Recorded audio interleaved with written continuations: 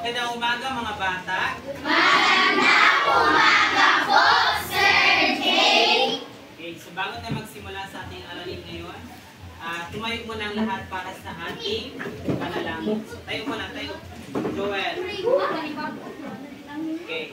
Iyoko ang ating mga ulo. Ipikit ang ating mga mata at tayo ay manalangin. O God, Almighty, give us their loving children. Open today our work and studies. Help us, dear Lord, to be obedient to our teachers and to our companions, diligent to our studies, so that we may inherit the blessings ourselves, our school, our beloved country, the Philippines. Amen. okay, so muli magandang umaga mga bata. Magandang umaga po, Sir Jay. Okay, so gusto nyo bang kumanta at sumayaw? Yes! Ayaw. Tayo ngayon ay kakanta at sasayaw. So, merong ipi-play si teacher dito sa TV na isang sayaw. Alam nyo ba ang kantang Aram Sam Sam? Okay, so yun ang kakantahin at sasayawin natin ngayong araw. At kung sino yung pinaka-energetic sa pagsayaw ng ating kanta, ay bibigyan ni teacher ng premyo. So, meron akong hinihanda dito para sa Most Energetic Awards. Bibigyan ko ng award pagkatapos na klase yung pinaka-energetic sa ating energetic. So, bibigyan lang. Okay, so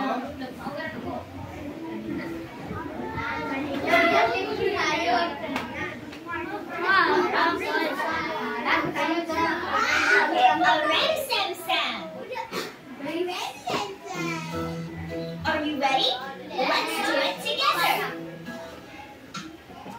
Ram sam sam, ram sam sam, guli guli guli guli guli ram sam sam, ram sam sam, ram sam sam, guli guli guli guli guli ram sam sam. Arabic, Arabic, guli guli guli guli guli ram sam sam. Arabic, Arabic, guli guli guli guli guli ram sam sam. Let's do it faster. Ram sam sam, ram sam sam, guli guli guli guli guli ram sam sam. Ram sam sam, ram sam sam, guli guli guli guli guli ram sam sam. Arabic, Arabic, guli guli guli guli guli ram sam sam. Arabic, Arabic, guli guli guli guli guli ram sam sam. Let's do it a bit faster. Ram sam sam, ram sam sam, guli guli guli guli guli ram sam sam. Ram sam sam, ram sam sam, guli guli guli guli guli ram sam sam. Arabic, Arabic, guli guli guli guli guli ram sam sam. Arabic, Arabic, guli guli guli guli guli ram sam sam. A bit faster. Ram sam sam, ram sam sam, guli guli guli guli guli ram sam sam. Ram sam sam, ram sam sam, guli guli guli guli guli ram sam sam. Arabic, Arabic, guli guli guli guli guli ram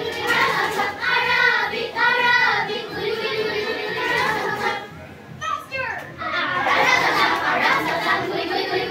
Faster. Ram sam sam, ram sam sam, guli guli guli guli guli ram sam sam. Ram sam sam, ram sam sam, guli guli guli guli guli ram sam sam. Arabic, Arabic, guli guli guli guli ram sam sam.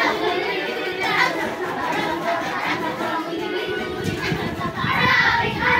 Ram sam sam, ram sam sam, guli guli guli guli ram sam sam. Ram sam sam, ram sam sam, guli guli guli guli ram sam sam.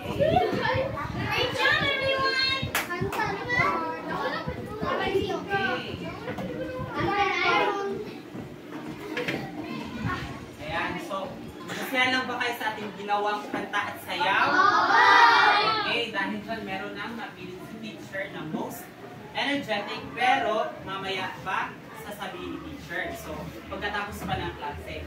Ngayon mga bata, bago kayo umupo, tingnan muna ang inyong mga ilalim ng iyong upuan kung meron bang mga basura at pulutin dito. I-arrange din ang inyong mga upuan. Sa inyo, lamesa, pwede na kayo umupo. Okay, so sino ang absent ngayong araw? Ha? Mamaya i-list na ni teacher yung mga absent ha. At para sa mga nandito, palakpakan natin ang ating mga sarili at tayo ay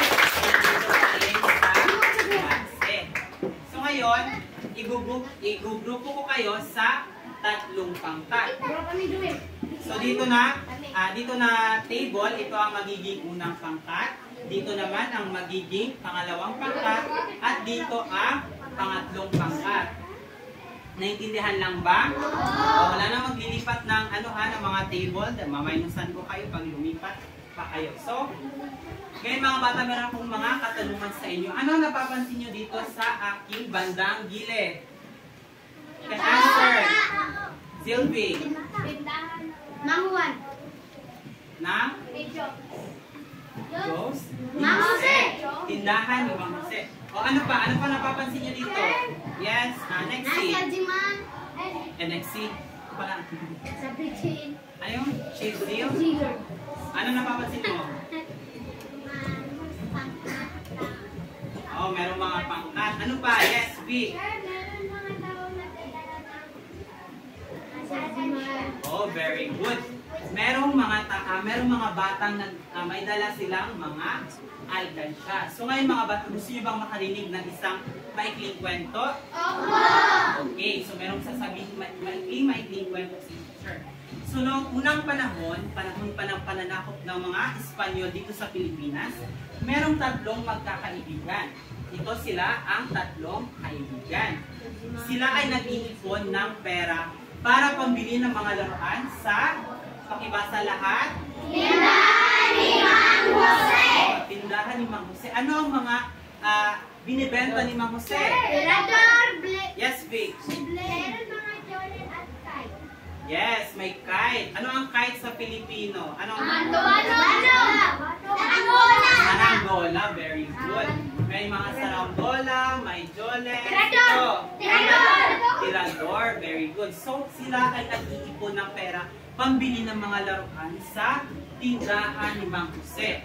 Ngunit, ang kanilang naipong pera ay hindi pa sapat para makabili ng mga laruan. Ngayon, gusto niya bang tulungan ang ating mga kaibigan?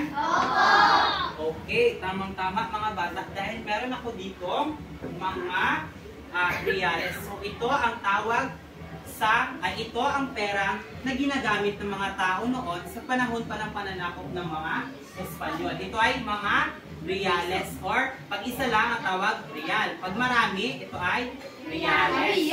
So ito ang ibibigay ko sa inyo kapag sinunod nyo ang ating mga patakaran sa silid-aralan. So bago yan, ano nga ba ang mga patakaran natin sa loob ng silid-aralan? Dito naman, dito. Ano? Yes, Jelord. Mga patakaran natin sa loob ng paaralan. Ano? Maminaw. Tama, makinig. Ano pa? Yes, CJ. Mag-behave. Very good. Ano pa? Yes, may Sarah.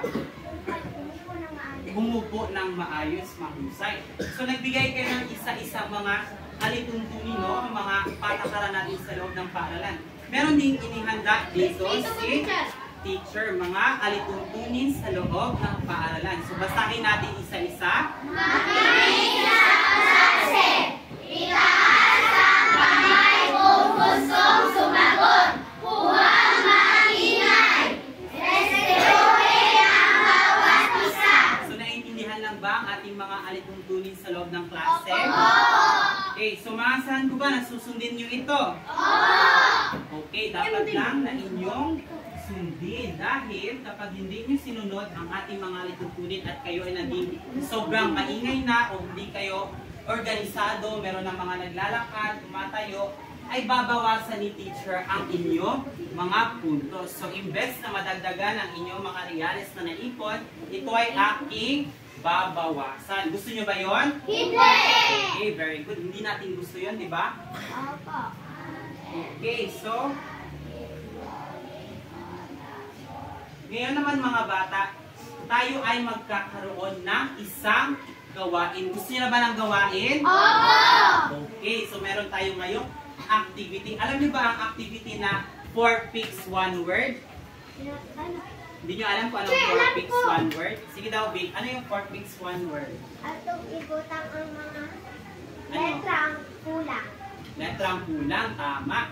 So, ang 4 picks 1 word, para alam ng lahat, ito ay pagbuo ng isang salita mula sa apat na larawan. So, 4 pics, 1 word, meron kang apat na larawan na pinapakita at bubuo ka ng isang salita na nire-representa ng apat na larawan na iyon. Naintindihan lang ba? Opo. Okay, so para sa ating pangkatang gawain, merong inihanda si teacher dito na bond paper. So, muna sulatan ha.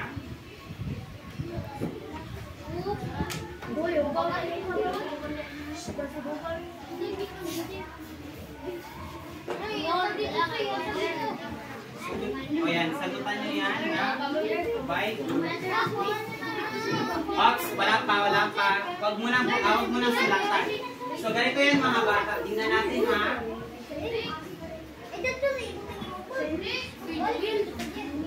Huwag maingay. Gusto nyo bawasan ko ang puntos nyo.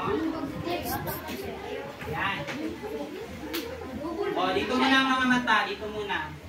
Para sa unang pangkat, ito ang inyong sasagutan dito. Para sa pangalawang pangkat, ito ang inyong sasagutan. At para sa pangatlong pangkat, ito ang inyong sasagutan. So, halimbawa dito sa pangatlong pangkat. Bubuo kayo ng silita mula sa apat na larawan na ito at pipili kayo ng mga letra mula dito sa ibaba. So, binigay na yung dalawang letra, ang P at S. So, ito na lang ang inyong dadagdagan. So, isusulat nyo dyan sa papel. Naintindihan lang ba? Naintindihan lang dito. Okay. Okay, so, in a count of 3, pwede na kayo magsimula sa inyong gawain. In 1, 2, 3, go! Sulat lamang inyong sagot.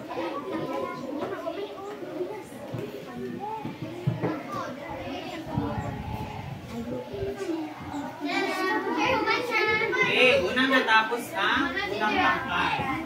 Pangalawa naman ang ikatlong pangkat. Ito naman, tapos na kayo.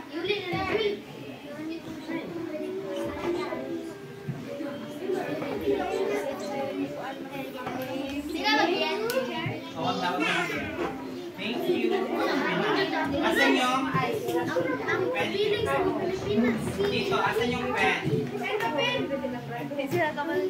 Okay, dahil nauna ang unang pangkat, sasagutan natin kung tama ba ang kanilang sagot. So, tingnan natin, no?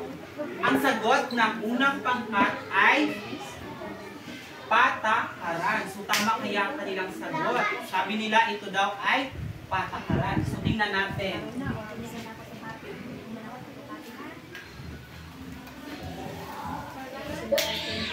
Okay. Tama ang sagot ng unang pangkat. Ito ay patakaran. So, bibigyan natin sila ng 5 puntos. Para naman sa ikatlong pangkat, dahil sila yung sumunod na natapos. So, ano yung sagot nila? Ang sagot nila ay Pilipinas. So, tingnan natin kung Pilipinas nga ba ang salita dito sa 4 pics, 1 word.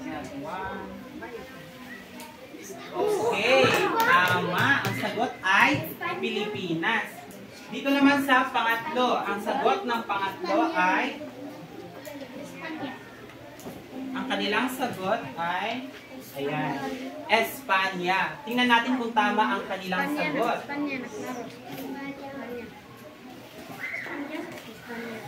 Okay, tama. Ito ay Espanya. So, palakpakan natin ang ating mga sarili.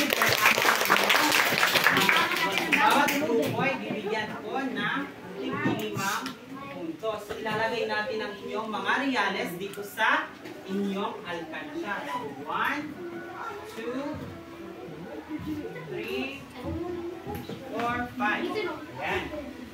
Ito naman, 1, 2, 3, 4, 5.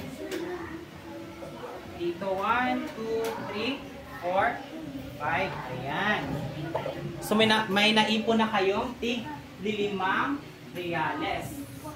Ngayon, dumako naman tayo sa ating formal na diskusyon.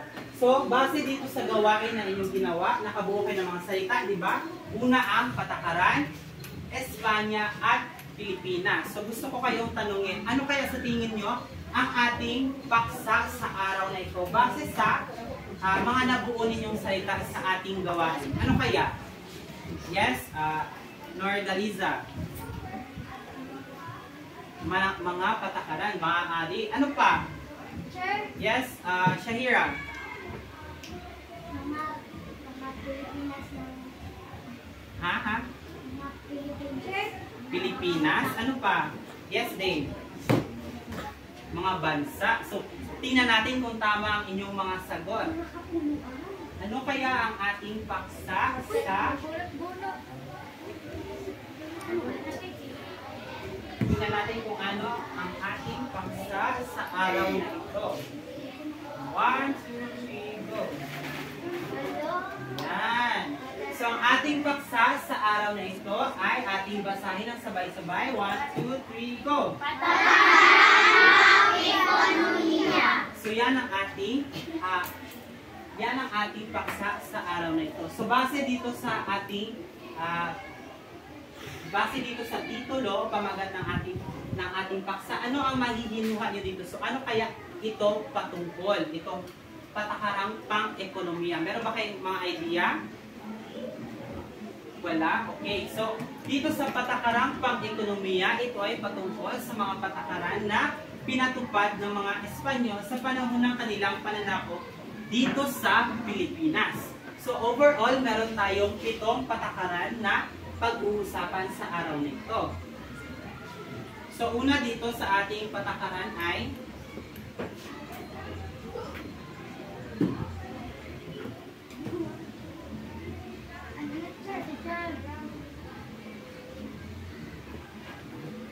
okay, so una sa ating patakaran ng pag-uusapan ay ang pagbubuwis o tributo. Alam niyo ba kung ano yung buwis? Yes. Ano buwis buhay? Hindi ganon. Iba yon. Alam niyo ba? Sacrifice? Hindi. So, meron pa bang ibang sagot? Alam niyo kung ano ang buwis? Ha? Ano yun? Hindi ko marinig. Paglikom? Maaari? Meron ba ibang sagot? Okay, so pag sinasabi natin buwis, ito ay tax. Yan, ang tax, mga bata, ito yung pera na binabayad ng mga mamamayan sa gobyerno para gawing pondo ng ating pamahalaan. So dito kinukuha ang pera na ginagamit sa mga estruktura, pag-build ng mga estruktura, ng mga tulay, ng mga kalsada na ginagamit din ng mga Pilipino. So doon na pupunta ang pera na ginagamit, binabayad ng mga tao. So itong buwis na ito ay ang nagsisilbing parang pera ng mga tao na ginagamit sa atin. So, tingnan natin kung ano ang kahulugan ng pagbubuwis o tributo. So, ito yung unang patakaran. Ang pagbabayad ng buwis ay simbolo ng pagkilala sa kapangyarihan ng hari ng Spain. So, sinasabi dito, ito ay pagkilala sa kapangyarihan ng hari ng Spain. Dahil kapag ang mga tao ay, sa panahon noon, kapag ang mga tao ay nagbabayad ng buwis sa gobyerno nila, sa gobyerno ng Espanya, ito ay pagkilala sa kapangyarihan ng hari ng Spain. Ibig sabihin nun, merong tinatawag na superiority and inferiority. So pag sinasabi nating superiority, ito yung mga Espanyol. Sila ay superior, kumbaga, raw sa atin. Kasi mas mataas ang antas nila kaysa sa mga Pilipino noon. Kasi ang mga Pilipino ay bahagi lamang ng kanilang mga nasasakupan. So, sinasabi na ang mga Pilipino ay ang mga inferior people. So, pag sinasabing inferior, tayo ay mababa raw sa kanila. So, yun ang sinasabi dito sa pagbubuwis o tributo. Naintindihan lang? Okay. Sunod. Basahin natin sabay-sabay. 1, 2, 3, go! Noong 1571 ay sinulan ng pagkulitan ng buwis na nagkakalaga ng 8 pesos naging 10 pesos noong 1589 hanggang sa naging 12 pesos noong 1851. Okay. So, kung mapapansin ninyo, ang pagbayad ng mga Pilipino at sa mga Espanyol ay biglang tumaas. So noong 1571, ito pa ay 8 reales o 8 reales pa. Nung 1589 na, ito ay naging 10 reales at nung 1851, ito ay naging 12 reales. So napapansin nyo, tumaas ba o bumaba ang bayad? Tama, tumaas. So dahil tumaas ang bayad ng mga Pilipino, sa mga Espanyol ay mas lalong nagdusa ang mga Pilipino dahil mababa na nga ang pera na kanilang sinasahod, binabayad pa nila ito bilang buwis sa mga Espanyol. Naintindihan lang? Opo. Okay, ngayon dumako naman tayo sa sunod na patakaran. So ang sunod na patakaran ay ang sistemang bandala. So ano ba itong sistemang bandala? Basahin natin sabay-sabay. Uri ito ng pagbubuwis ng Basahin. Uri ito ng pagbubuwis ng nagsimula sa panahon ni Gobernador Piras hasta Gobernador ni noong ika-17 siglo. Ang sistemang ito nakatagalan ng pamahalaan ng Kota.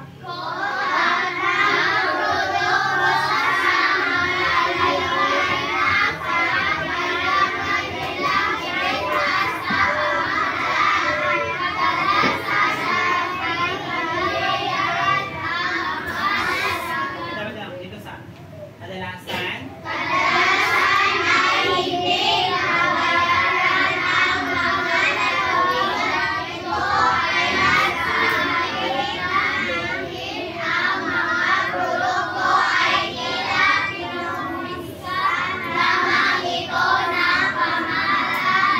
Okay, so sinasabi dito sa sistemang bandala, nagtatalaga ang pamahalaan ng kota ng produkto sa mga lalawigan na kailangan lang ibenta sa pamahalaan. So alam niyo ba kung ano yung kota?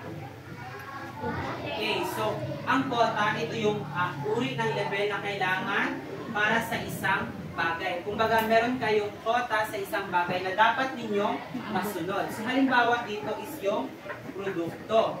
So yung mga tao, dahil sila ay mga magsasaka, sila ay nagpuproduce ng mga produkto, di ba? Halimbawa is mga palay, mga mais, at kung ano-ano pang gulay. So sinasabi dito sa sistemang bandala, meron silang kota. So kapag ang kota nila halimbawa sa bigas, kailangan ang ibenta nila sa pamahalaan ay nasa 10, mga 20 o 20 sako ng bigas kada buwan. So ang nangyayari doon, hindi nababayaran ang mga lalawigang ito, kaya sa halip na bilhin ng mga produkto ay tila kinukumpiska lamang ito ng pamahalaan. So pinipilit nila ang mga magsasaka na magbenta ng mga produkto sa pamahalaan. Ang iba doon ay nababayaran pero ang iba ay hindi. Kaya ang nangyayari, parang kinukumpiska na lang nila. Kinukumpiska or parang ikuha na lang nila ba, wala na sila nagbuan, makag nakautang na wala ka ng bayad. So mao to ang gihimok sa mga Espanyol. Sabtan lang? Okay, so sunod tayo. Sunod naman ay ang kalakalang galyon. Alam niyo ba kung ano ang galyon? Okay, pag sinasabing galyon, ito ay isang barko. So meron tayo dito larawan. Ayan. Ito ang halimbawa ng isang galyon. Nakikita nyo lang ba? O makikita nyo yan sa mga movie o sa mga movie, meron yan sa mga American, o yung Titanic, halimbawa. Yun is modern na yun. Pero yung mga sinauna pa talaga, yung mga gawa sa kahoy, gawa ng mga tao, ito ang kanilang ginagamit. Uri ng kanilang transportasyon ang isang galyon. So tinatawag itong galyon sapagkat ginamit na sasakyang pandagat sa pagpapalitan ng produkto ay ang mga barkong galyon. So ito daw yung mga barkong ito yung ginagamit nila sa pag-travel ng mga produkto. So halimbawa dito sa Pilipinas, merong mga produkto na ine-export nila sa ibang bansa at meron din mga produkto na ini-import sa ibang bansa. Ine-export, kumbaga, binibenta nila sa ibang bansa, palabas, at meron din mga produkto na paloob, kumbaga, nahatid sa atin at dito siya binibenta. So ang tawag doon ay import. So ito ang ginagamit nila, itong galyon o mga barko, galyon. So, kilala rin ang naturang kalakalan bilang Kalakalang Manila, Acapulco. Dahil sa mga rutang tinahak ng mga galyon mula sa Maynila sa Pilipinas at Acapulco sa Mexico at balikan. Katulad ng Pilipinas, ang Mexico ay dating kolonya rin ng Espanya. So, itong Kalakalang galyon, tinatawag din siyang ano? Kalakalang Manila, Acapulco. Okay, so itong Kalakalang galyon, tinatawag din siyang Kalakalang Maynila, Acapulco. Dahil ang pinaka-usual niya talaga na destinasyon ay ang Maynila to Acapulco. So, ang destinasyon niya ay mula Maynila hanggang Acapulco ng Mexico. So, ang Mexico ay dati ring kolonya ng Espanya. So, isa rin siya sa mga bansa na sinakop ng mga Espanya noon. Bago pa nila na nakamit din ang kalayaan, katulad lamang ng Pilipinas. So, naintindihan nyo lang ba ang Kalakalang galyon? Okay, next.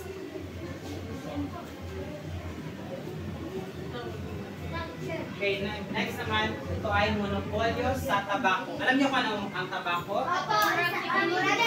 Yes, tama. Monopolyo sa tabako. Ito, kita niyo yung larawan, merong ano, di ba? Yung parang uri ng sigarilyo na kinukonsumo ng mga tao noon. So, specifically yung mga Espanyol kasi yun talaga yung pinaka-ano nila, parang mahilig sila sa tabako.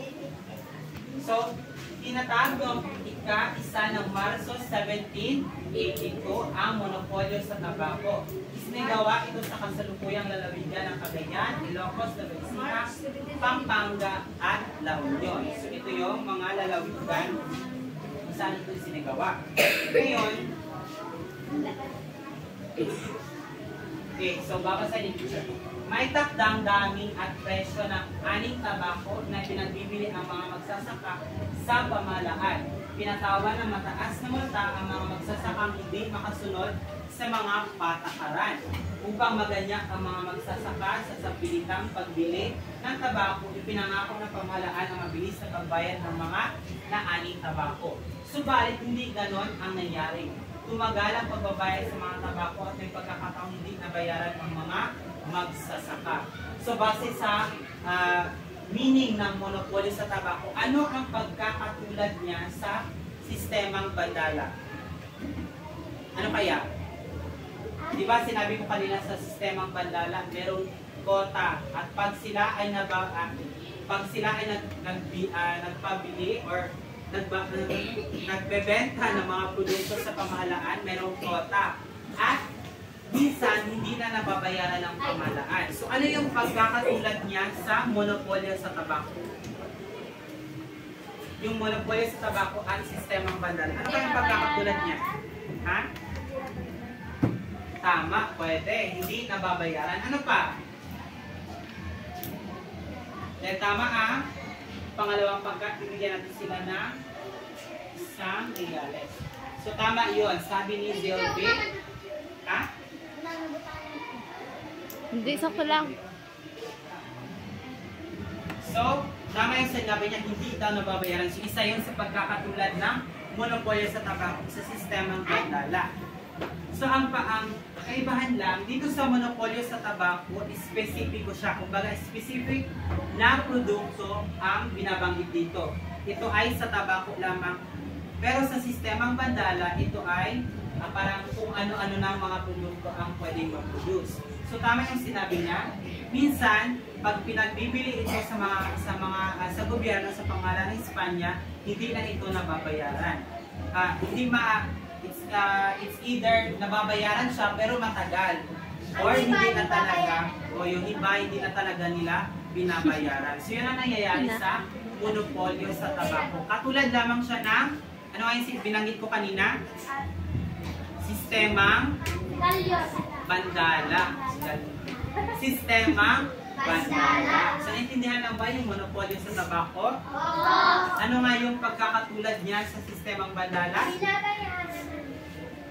Okay, minsan, hindi nababayaran ng kung ano talaga yung napag-usapan, at minsan hindi na siya nababayaran yung mga produktong pinagbibili niya. Tama. Okay, next naman.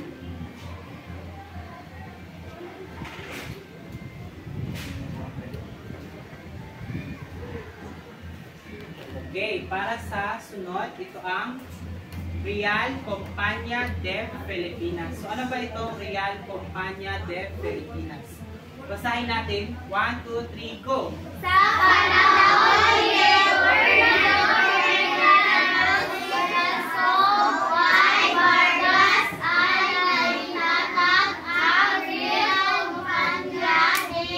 Filipinas, Royal Compañía of the Philippines, noong Marso 10, 1785. Ito na inatag ngayon dahil sa bunot ni Rey Carlos.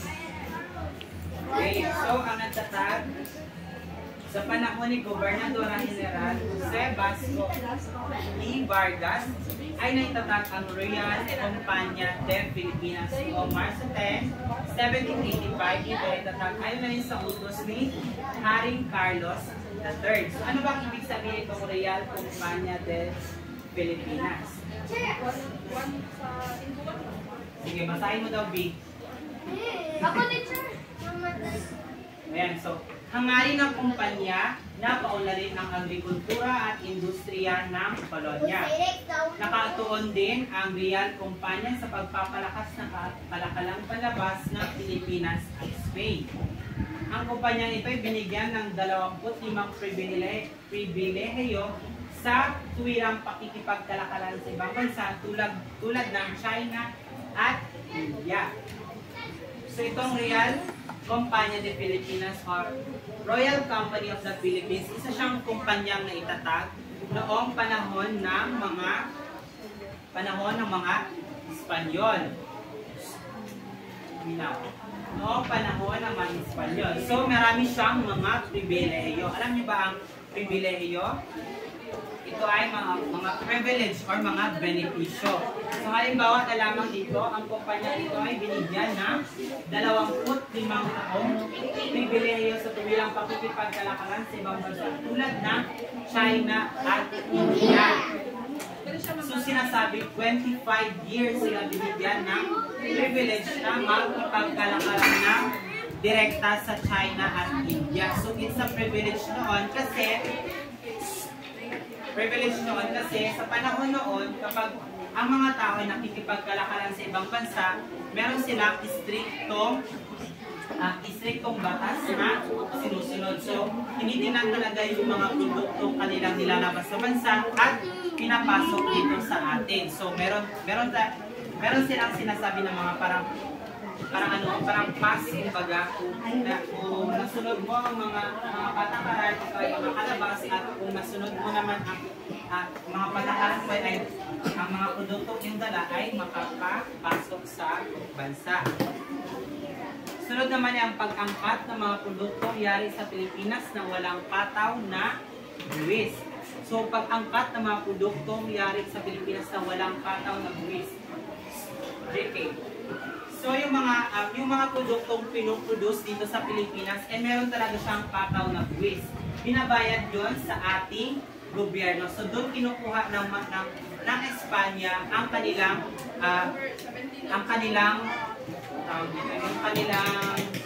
pondo sa kanilang pamahalaan. So, isang pribilehiyo ito para sa Real Compañía de Filipinas dahil hindi na nila kailangan magbayad sa pamahalaan ng buwis. So, pag sila ay nag-aangkat ng ng mga produkto, kumbaga nilalabas nila, binibenta na sa ibang bansa, or meron silang binibili at pinapasok dito, hindi na nila kailangan magbayad ng buwis sa pamahalaan. So, parang mas napababa yung gastos nila dito sa Real Compañía de Pilipinas. Naintindihan lang? Okay. Sunod naman ay ang karapatang itaas ang bandila ng Royal Navy sa lahat ng barko ng kumpanya.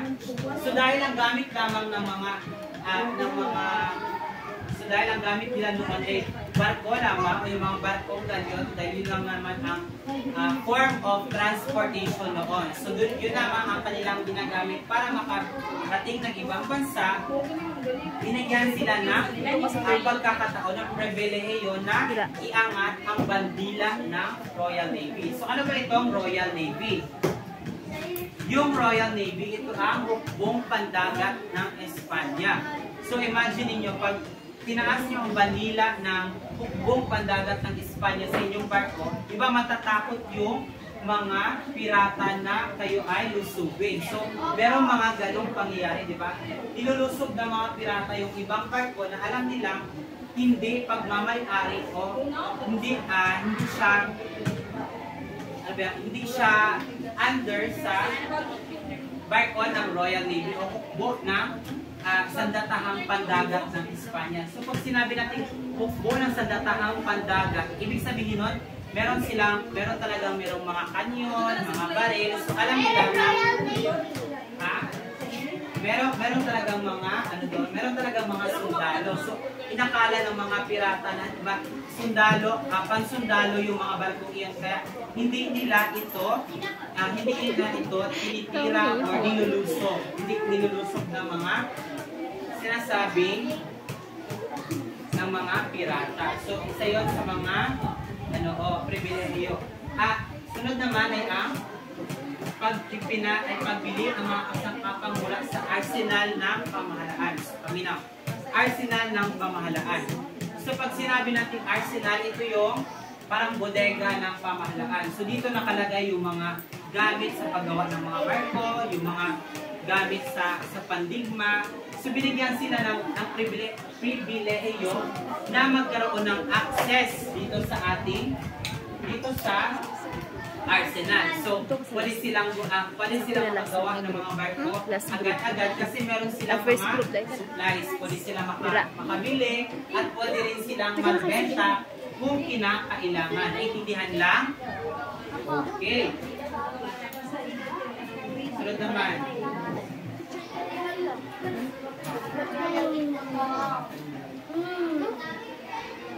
Okay, ito sa pilitang paggawa o polo y servicio. So ano ba itong sa pilitang paggawa? Basahin natin. 1, 2, 3, go!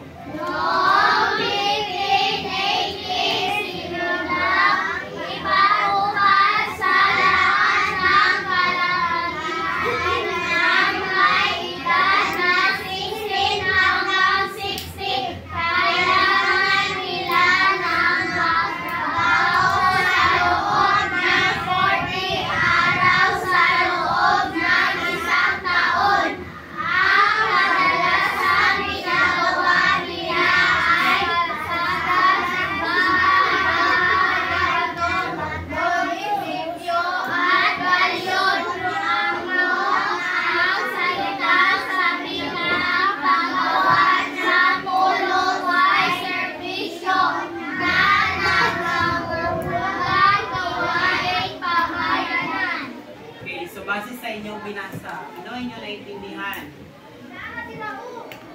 Yes, Sahira. Ano?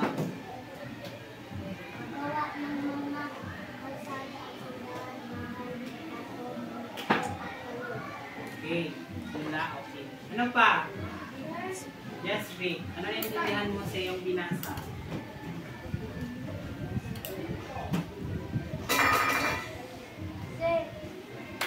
Wala ba ibang sagot? Yes. Silvi, meron pa sagot? Wala, okay. So, base lang dito sa ating siya mabasa, pero ito ay sa pilitang paggawa. So ito ay forced labor. Balik sa inyo. Kumbaga dito sa pilitang paggawa, polo is serbisyo.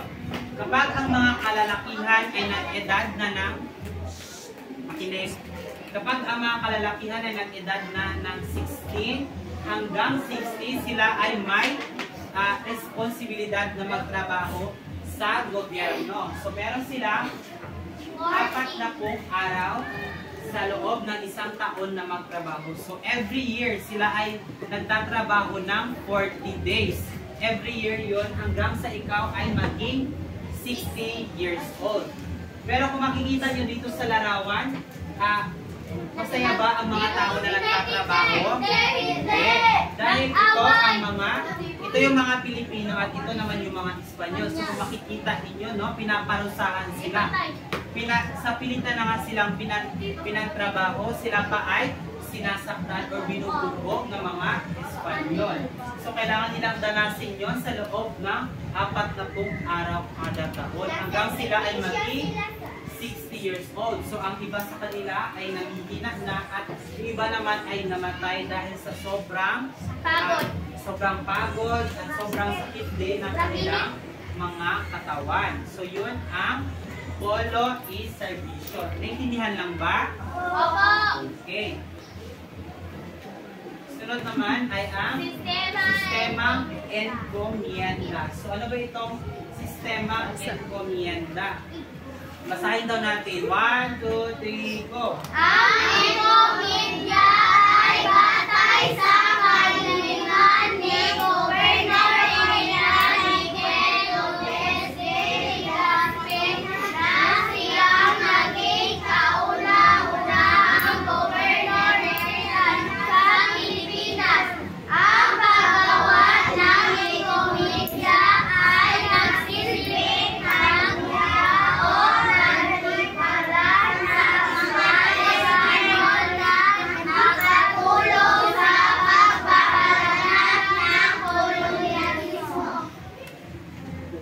So itong sistemang encomienda ay batay na rin sa kahilingan ni Gobernador General Miguel Lopez de Legazpi na siyang naging kauna-unahang gobernador na sa Pilipinas. So ang paggawad ng encomienda ay nagsilbing pabuya sa gantimpala sa mga Espanyol na nakatulong sa pagpapalaganap ng kolonyalismo. So yung mga sundalo at nakatulong sa pagpapalaganap ng kolonyalismo, sila ay binigyan ng pagkakataon na mag-hari or sila yung parang nagmamanage sa isang lalawigan. Okay, ito. Sa ilalim nito ay ibinibigay lamang sa taong ginagawaran ng encomienda na tinawag na encomendero ang karapatang maningil ng buwis sa mga mamamayang sakop ng encomienda. Maaari niya itong gawin sa loob ng 3 henerasyon. Pagkatapos ay kailangan na niyang ibalik sa pamahalaan na kabesa de barangay ang taga-singil niya ng buwis. So dito sa sistemang encomienda, kaya sinabi ko kanina, yung mga sundalong nakatulong sa pagpapalaganap ng kolonyalismo o yung mga tumulong sa pagsako sa ating bansa, sila ay binibigyan ng gantimpala. Ito ang sistema encomienda. So yung mga sundalong iyon, tinatawag na rin silang mga encomendero. So pag nabigyan ka ng gantimpala ng sistema encomienda, ang tawag na sa iyo ay encomendero. Sila ang binibigyan sila ng pagkakataon na mamahala sa isang lalawigan. Pero ang pinaka-purpose talaga niya o yung layunin ng mga encomendero ay para protektahan ang lalawigan na kanilang nasasakupan o bigyan ng proteksyon ang lalawigan na kanilang nasasakupan. Pero hindi ganoon ang mga nangyari. Dahil dito sa sistemang encomienda, ang mga encomendero ay naging mapangahas, kumbaga inalipusta nila ang karapatan ng mga Pilipino, hindi sila naging matapat sa kung ano dapat ang kanilang tungkulin sa mga Pilipino. So imbes na sila ay magprotekta sa kanila, sila pa ang gumagawa sa kanila ng masasama. O, ganon. Ganon ang ginawa. So, kita nyo dito sa di ba? Sa picture, pinaparusahan nila yung mga Pilipino. So, ito na sila ang mga encomendero. At ito naman yung mga Pilipino pinaparusahan nila sa kanilang lalawigan. Oo, kahit walang kasalanan sa kanya pinaparusahan nila dahil yun, gusto lang nila, parang yun ang nakasanayan nila. So dito naman, maaari niya itong gawin sa loob ng 3 henerasyon. So halimbawa, ang isang sundalo, nagkaroon siya ng anak, isang sundalo, siya ang unang henerasyon. Pag nagkaroon siya ng anak, yun ang ikalawang henerasyon. At yung anak niya nagkaroon ng anak, so meron na siyang apo, ang tawag na doon, yun na yung ikatlong henerasyon. So, pag nagkaroon na ng ganon, kailangan na niyang ibalik ang lalawigan ng kanyang pinamamahalaan sa gobyerno. So, yung yung pagkolekta ng buwis ay hindi niya nagawain, kundi gawain na mismo ng pakibasa. Barangay! Kabesa de barangay. Yung kabesa de barangay, siya talaga yung nagko-collect o kumukuha ng mga buwis sa mga tao. So pag tumuntong na siya ng ikatlong henerasyon, kailangan niya nang ibalik ito sa gobyerno. Naintindihan lang? Opo! Okay, so para malaman ko kung naintindihan niyo talaga ang ating leksyon sa araw na ito, ay magkakaroon tayo na ay magtatanong si teacher. Ayos na ba yun sa inyo? Opo! Okay, magbibigay ng punto si teacher sa mga miyembro na magkakasagot sa ating mga tanong. So, para sa unang tanong, ayan, ibasa. Ano ang araw? Ano? Yan, dito. Anong pamagat?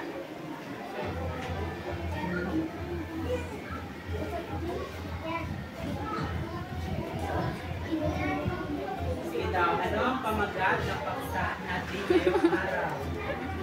Kalimutan sira. Ano yung pangalan?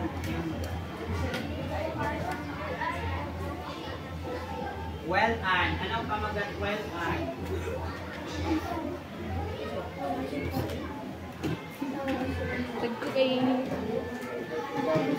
Ano ang pamagat ng ating paksa ngayong araw? Ano? Very good. Ito ay ang patakarang pang-ekonomiya. So, bigyan natin ng puntos ang pangatlong pangkat.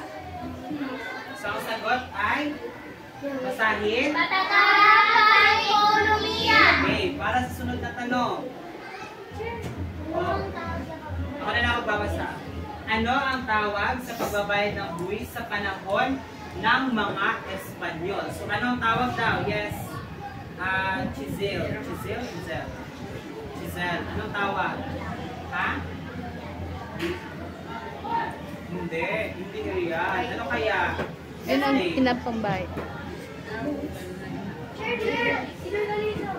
Anong tawag sa pagbabayad ng buwis sa panahon ng mga Espanyol? Ano? Ha? Hindi, tabako. Ano? Tax. Very good. So, ano yung tax sa Pilipino? Ay? O, pagbabayad ng buwis or pagbubuwis o ang tawag ay tributo. So, bigyan natin ng puntos ang unang pangkat. Okay, so ang pagbubuwis ay tinatawag ding tributo. So, tama na yung sagot ni Lord Galisa. Okay, para sa sunod na tanong. Ano ang tawag sa patakaran kung saan pinipilit ang mga lalawigan na magbenta ng kanilang produkto sa pamahalaan? Ano? Sylvie? Sinabi ko yun kanina. Ano kaya? Yes, babe.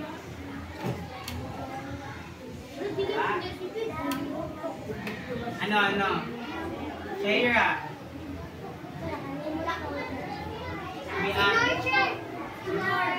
Yes, Nor. Isagot ka? Hindi, tabako. Iba yung tabako. Ito yung, sa tabako is tabako talaga yung pinagbibili. Pero ito yung sa lahat talaga ng produkto. So, mention ko yung kanina. Ano yun? Hindi. Very good, Bandala. Ang tamang sagot ay sistema Bandala. So yun ang tawag sa patakaran kung saan pinipilit ang mga lalawigan na magbenta ng kanilang produkto sa pamahalaan. Bigyan natin ang puntos ang pangalawang pangkat. Okay, para sa sunod na tanong. Ay, unang pangkat pala yun, sorry. Bigyan natin ang puntos ang unang pangkat. Okay, so para sa sunod na tanong, pakibasa.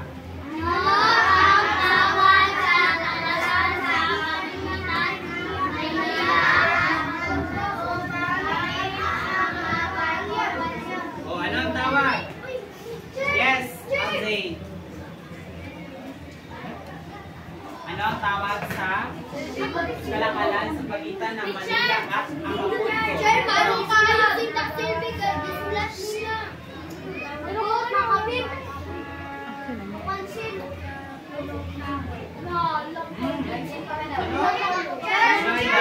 Sagot na, yes. Si ano? Okay, very good. Ang tamang sagot ay kalakalang galyon. So yun ay para sa pangalawang pangkat. Yan. Ito ang tawag sa kalakalan sa pagitan ng Manila at Acapulco gamit ang mga barkong galyon. Okay, para sa sunod na katanungan. Ayan. Ito, ano kayong sagot dito? Pakibasa 1, 2, 3, go!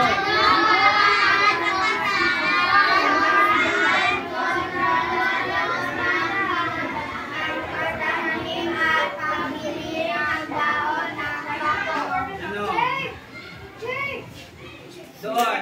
Ano ang sagot? Wala. Dito. Ang sagot mo? Ha? Hindi.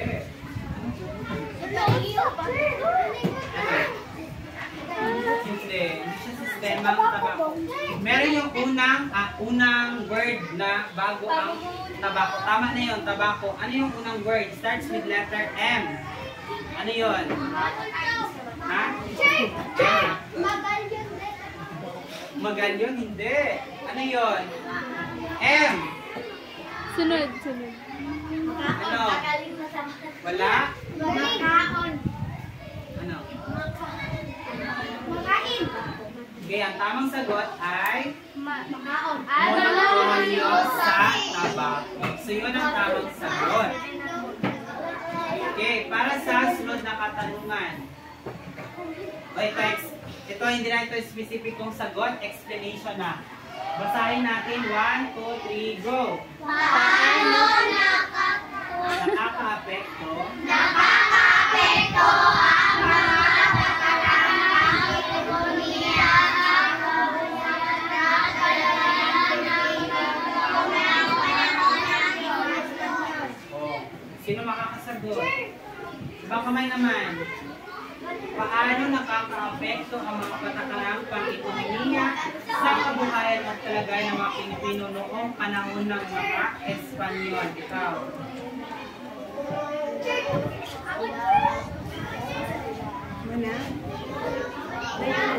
Pinaparusahan nila ang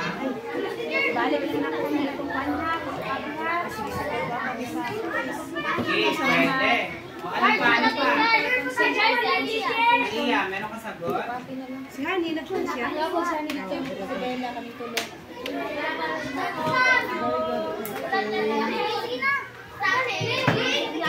Explain. Ano? Paano nakaka-apekto ang mga patakaran?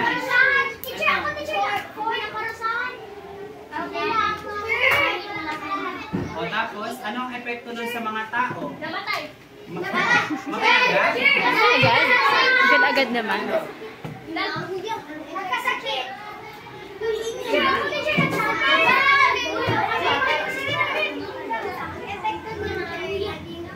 Nangaluyag ka. Jar, ina na. Hindi naman direkta. Okay, pwede. Hindi siya direkta ang masama. Sila ay, kumbaga na, parang sila ay, quiet na, quiet. Minusan na kayo. Naluya, Joe.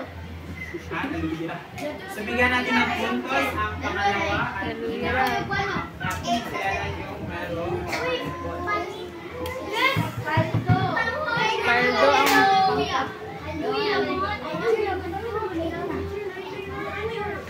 Ano ba nasagot nila? Okay, so, nakakaapekto ang mga patakaramang ekonomiya sa kabuhayan at kalagayan ng mga Pilipino noong panahon ng mga Espanyol dahil sa kanilang pagpaparusa sa mga tao. So, ang nangyayari noon, sila ay parang naalipusta. Doon pa lamang sa pagbabayad ng sobrang buwis sa mga Pilipino, sa mga Espanyol, nahihirapan na talaga ang mga tao. So, nakita nyo, di ba? Habang tumatagal, mas lalong lumalaki yung buwis na binabayaran nila. Base doon sa sistema o doon sa tributo o pagbubuwis ng ginagawa ng mga Pilipino. So yun ang naging epekto sa kanila. Sila ay mas lalong naghirap. Okay, para sa sunod na katanungan. Uy.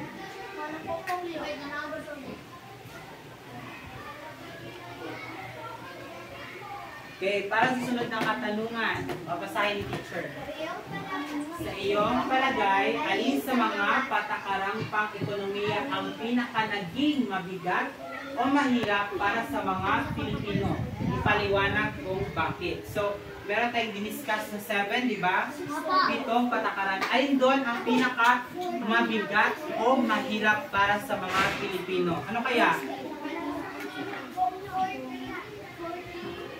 Ha?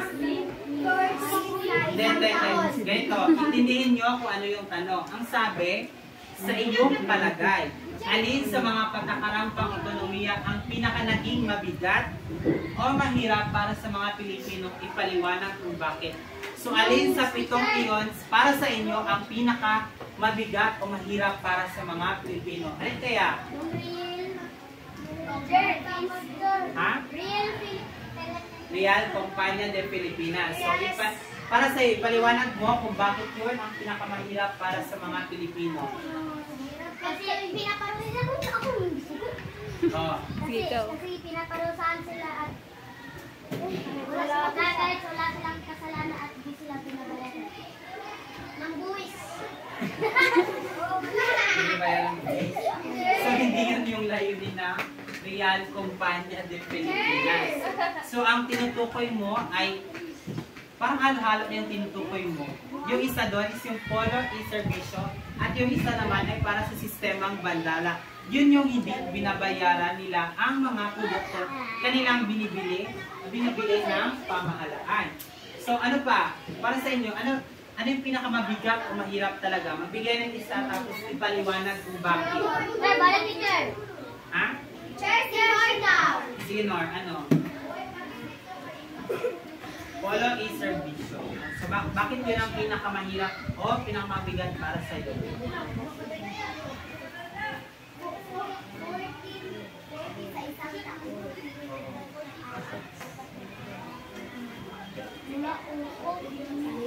Tapos? Okay. Tama yung sagot ng unang pangkat. Nakikinig talaga sila dito. Para sa kanila daw, ang pinakamabigat daw yung polo e-servisyo sapagkat sila ay pinagtatrabaho ng 40 araw sa loob ng isang taon. So, pag ikaw ay nakatuntong na sa edad na 16, ito ay para lamang sa mga kalalakihan, okay? Kapag ang mga lalaki ay nag-16 na sila, 16 years old, sila ay magtatrabaho sa gobyerno sa loob na 40 araw sa isang taon. So, bawat taon sila ay nagtatrabaho ng 40 araw. So, hindi lang yun normal na pagtatrabaho dahil gaya ng sinabi ni David kanina, sila rin ay pinaparusahan. Pinaparusahan sila habang sila nagtatrabaho, kaya ang iba sa kanila ay Ang iba ay nagkakasakit, nanghihina, at yung iba naman ay namamatay. So, imagine yung 40 days siya in every year ka dapat magtrabaho. So, parang nakaano ng free pass yung mga babae noon kasi hindi sila parte sa polong iservisyo. Mga kalalakihan lamang ang ginagawa noon. Okay, bigyan natin ng 2 points ang unang pangkat. Okay. Naintindihan lang ba ninyo ang ating leksyon sa araw na ito? Opo! Okay, para mahina. Pa hindi naintindihan dito. Naintindihan lang ba? Okay, hep hep! Hooray! Hep hep! Hooray! Okay. Kaya naman mga bata, tayo ay magkakaroon ng gawain. Hooray! Ayan, so magkakaroon tayo ng pangkatang gawain. So may ibibigay si teacher na makinig. May ibibigay si teacher na iba't ibang gawain.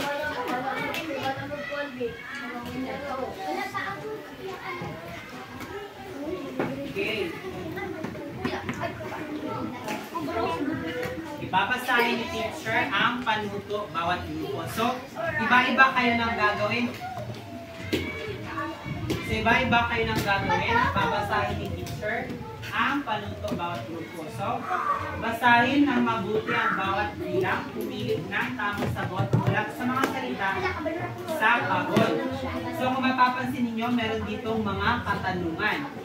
Sasagutan nito, kukunin nyo lamang yung sagot dito sa kahon at ididikit nyo dito sa kanyang numero.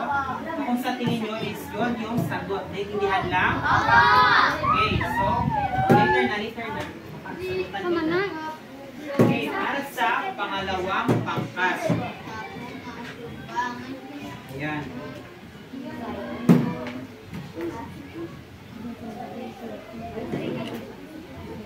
Okay, ito naman para sa pangalawang pangkat. Pag-ugnayin ang column A at column B gamit ang yarn sa gilid ng bawat bilang. So kung mapapansin nyo, meron ditong mga definition ng bawat salita na ating discuss kanina. So ang gagawin nyo lang is ididikit nyo yung mga yarn. Halimbawa, yung sagot nyo is letter A para sa una. Idikit nyo siya dito sa tapat ng letter A. So, meron na itong tape sa likod. So, ang gagawin nyo lang is tatanggalin yung niya. So, alam nyo ba kung ano to? Double-sided tape. Tama. Tatanggalin nyo muna to, tapos ididikit nyo kung saan dito yung sagot niyo. Naintindihan lang? Okay. So, yun ang para sa pangalawang pangkat. Dito naman sa ayan. So, dito naman sa pangatlong pangkat. Babasahin ni teacher, ha? Basahin ang pangungusap sa bawat bilang. Lagyan ng check kung tamang pahayag. X naman kung mali ang pahayag. So, meron dito inihanda din si ayan. So, meron dito si teacher 5 X at 5 check. Ayan. Meron din ito double-sided sa likod. So, tanggalin nyo muna yung papel bago nyo idikit para dumikit siya. Maliwanag ba? Okay, so kung sa tingin nyo, yung unang pangungusap dito o yung unang pahayag ay tama, ididikit nyo yung check. Kung mali naman, ididikit nyo yung wrong, tama. So, ayan. Huwag mo na buksan. Sasabihin ni teacher kung maaari na kayo magsagot. Huwag mo na buksan. Wait lang. Huwag mo na buksan.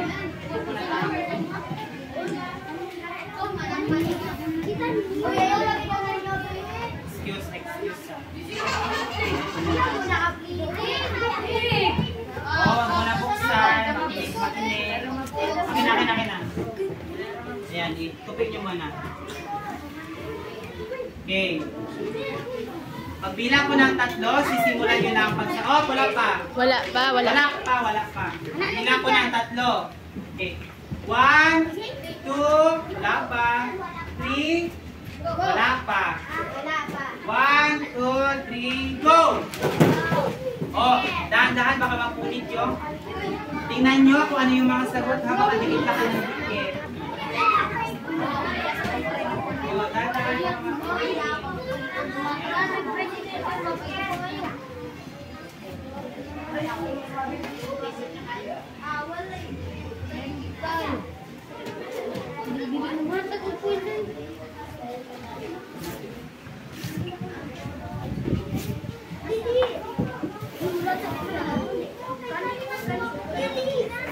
Tingnan, mabuti ang bawat ano.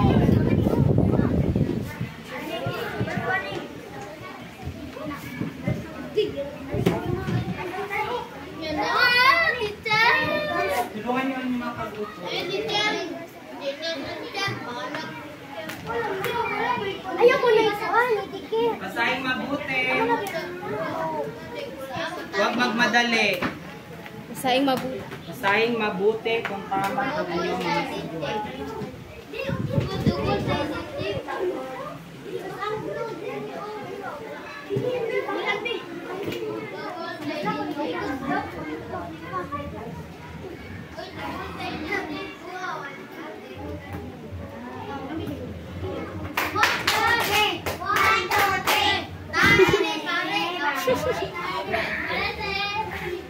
Gano'n naman yung gal.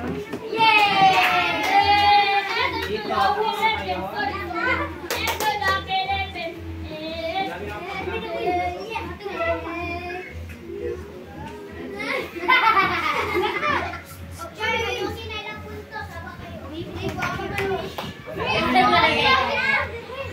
Lagyan nyo ng tape mo, masigipin nyo sa mga.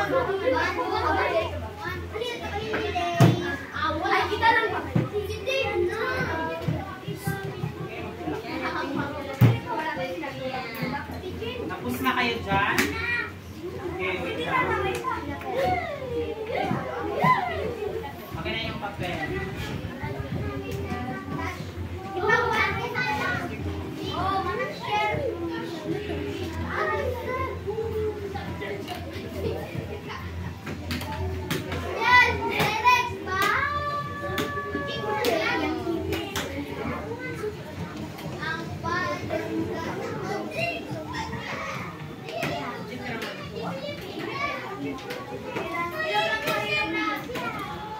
Okay, tingnan natin kung tama ang inyong mga sagot.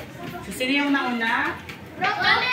Ang Group 2. Tingnan natin kung tama ang sagot ng Group 2. So, para sa unang numero, sa pilitang paggawa ng kalalakihan sa loob ng 40 araw bawat taon.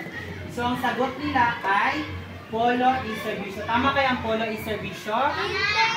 Tama. Okay, tama ang sagot nila. Ito ay polo is servisyo. Ngayon, pagbabayad ng buwis sa pamahalaang Espanyol. Ang sagot nila ay tributo. Tama kaya ang tributo? Tama.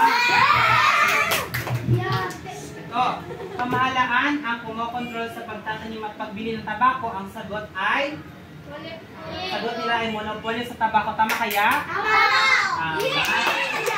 Okay, sa pilitang pagbebenta ng produkto sa lalawigan sa pamahalaan. Tama kaya? Sagot nila ay sistemang bandala. Tama kaya sistemang bandala? Okay, tama. At kalakalan sa pagitan ng Manila at Manila at Acapulco. Ang tamang sagot ay kalakalang galyon. So, tama ang kanilang. Tama ang kanilang sagot. Sila ay may limang puntos.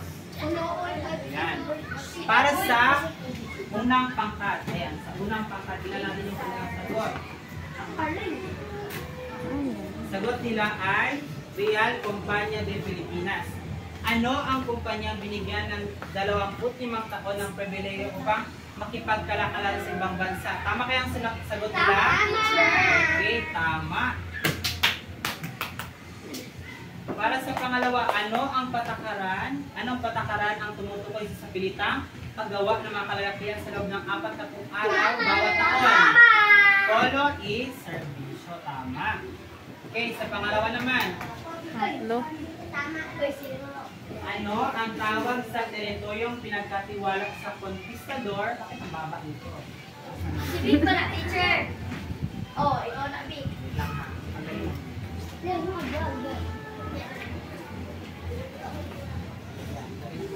Ikaw magkaabot si Big. Yan. Number 3, ano ang tawag sa teritoryong pinagkatiwala ng conquistador at may karapatang maili ng buwis? Ang tamang sagot ay Economidia. encomienda. Okay. Economidia. Ano ang patakaran ang may nalaman sa kalakalan sa pagitan ng Manila at Acapulco? Tamang sagot ay kalakalan gayon. At dito naman, ano ang tawag sa tama. Sistemang bandara, sila ay may 5 puntos din. Ngayon, dito naman sa pangatlong pangkat, tingnan natin. Ang tributo ay ang pagbabayad ng buwis sa mga Pilipino sa pamalang Espanyol. Tama ba? Tama. Ang polo e-servisyo ay sa pritang paggawa na pinapataw lamang sa kababaihan. Tama? Hindi. Ito ay pinapataw sa mga Kalalakihan. very good. Kalalakihan. Wow, So, naminaw. sila ay tama. Ang kadalasang ang kalakalan yon ay kalakalan sa pagitan ng Manila at Acapulco. Tama? Tama. Ang monopolyo sa tabako ay nagpapaintulot sa mga magsasaka na malayang magtanim at magbenta ng tabako sa kahit sino. Tama, mali? Mali. Hindi siya malayang magtanim at magbenta dahil kontrolado ng mga Espanyol ang pagbebenta nito. So, ang tamang sagot ay X. Ayan. So, dito naman, ang Real Compania de Filipinas ay ang isang kumpanyang binigyan ng pribilehiyo na makipagkalakalan sa ibang bansa. Tama kaya mali? Tama ang cherong. Tama. Ang Real Compania de Filipinas, sila ay binigyan ng pribilehiyo na makipagkalakalan sa ibang bansa. So, dapat ang tamang sagot ay check. Okay, so meron sila 3 puntos. So, palakpakan natin ang ating okay, para sa congratulatory ng ating mga sarili, bibigyan natin ang ating sarili ng amazing clap. Alam niyo ba kung anong amazing clap? Alam niyo? Apo! Sige daw, sino ang pwede mag-demonstrate? Ayun. Alam mo? Okay, ganito siya. Para sa mga hindi nakakalam, ganito ang amazing clap. 1, 2, 3. 1, 2, 3. Zing, zing, zing. Amazing. Okay, tayo ang lahat para gawin ang amazing clap. Okay. 1. Tayo ang lahat. Tayo. 1, 2, 3, go! 1, 2, 3. Zing, zing, zing. Amazing! Okay, palakpakan natin ang ating okay, so, ngayon naman mga bata, tayo ay magkakaroon na. Ayan, so, dahil tapos na tayo sa ating leksyon, magkakaroon tayo ng quiz. So, kumuha ng ballpen. Bawat isa, kumuha ng ballpen.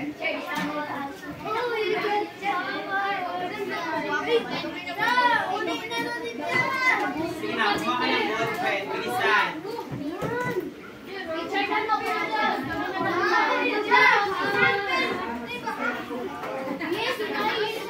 Bilang mo diri 2, 4, 6, 8.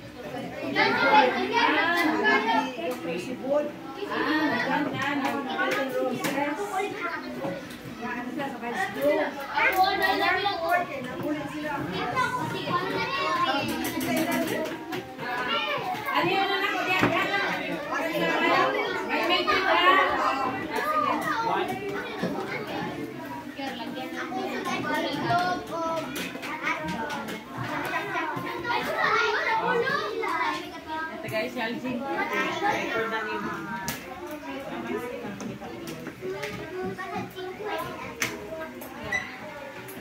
Pasa sa iyo.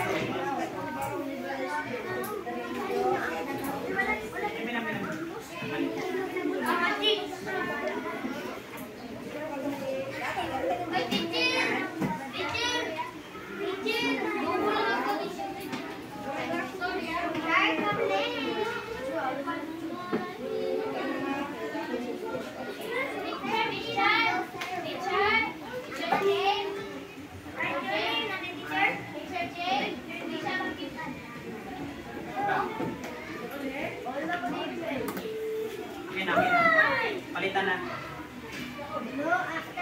Ano ang tawag sa Kanina po. ang paggawa ng mga kalalalian?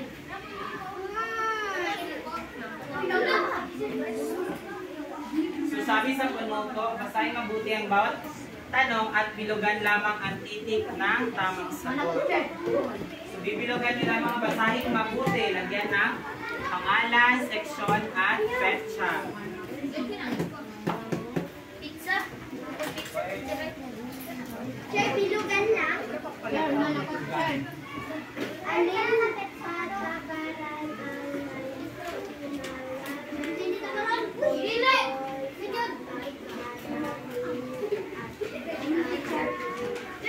Sino maka?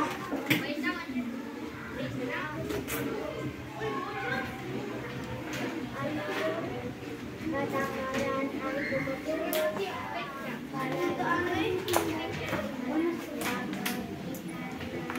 Chero?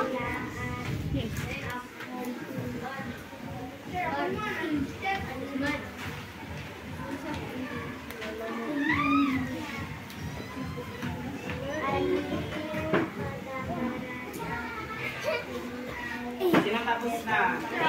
Sample pen. Hindi, babalik ko pa yan. Kasi gagamitin niya in future siya. Basa ang pen. May ano niya ni Chen.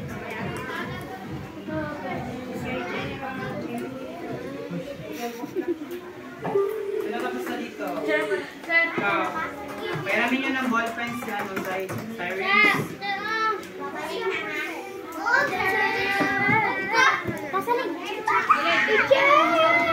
Ilang taon lang na kung di balik-balihan. Sir, bawa siya naman, di daw siya magsulat. Atlas na. Isa kayo dito. Kayo. Sino yun?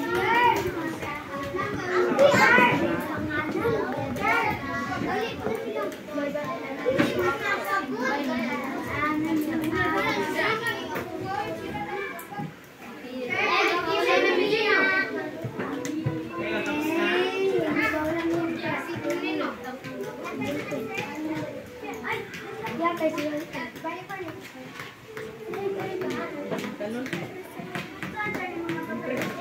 Okay, dahil nagsasagot pang iba, bilangin natin ang ng bawat. Bilangin natin. Hindi maingay.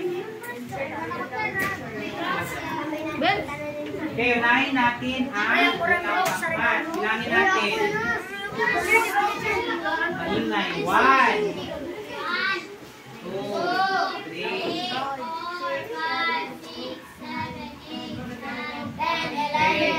Sila ay may 10 puntos. 13. Para sa pangalawang pangkat, Sir, wala pa man dito naman atong plus 5. Plus 5 pati. ay oo, plus 5 pa pala. So ito ay 15. Iya, kami may Teacher, kami may nauna. Okay lang, kahit sino mauna, hindi yan paunan. Okay, para sa pangalawang pangkat, 1, 2, 3, 4, 5, 6, 7, 8, 8 lang. 8. 8 plus 5, ilan? 13. 13. Yes. Okay, para sa pangatlong pangkat, bilangin natin. Bilangin natin, 1, 2, 3, go. 1, 2, 3, 4, 5, 6. 9. Plus 3 equals 9. Sila ay may 9 na puntos. So, sino ang nanalo? Ang nanalo ay ang unang pangkat. So, meron tayo dito. Ayan. Meron ako pinahanda dito. Ayan. Para sa una, pangalawa, at pangatlo. Yung first placer, una ang unang pangkat, pangalawa ang pangalawang pangkat, at panghuli naman ang pangatlong pangkat. So, meron din ako dito, Most Energetic Award. Most Participative Award at Most Behave Awards. Bibigyan ko ng prize ang mga napili ko dito. So para sa Most Energetic Award, ang bibigyan ko dito ay si Dave. Pero mamaya na kasi magpipicture pa tayo. Okay?